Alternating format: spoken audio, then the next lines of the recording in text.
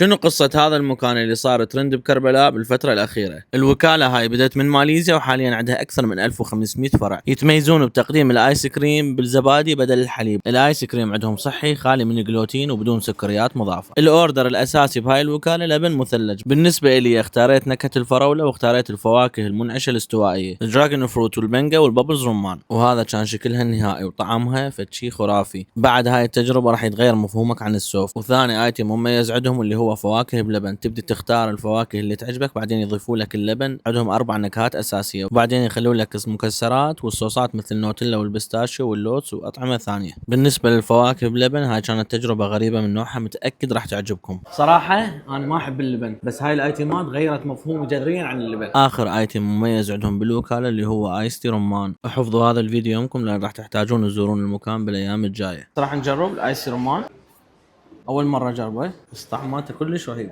نايس جيرل عنوانهم كربلاء، شارع السناتر، الفرع مال مول بانوراما.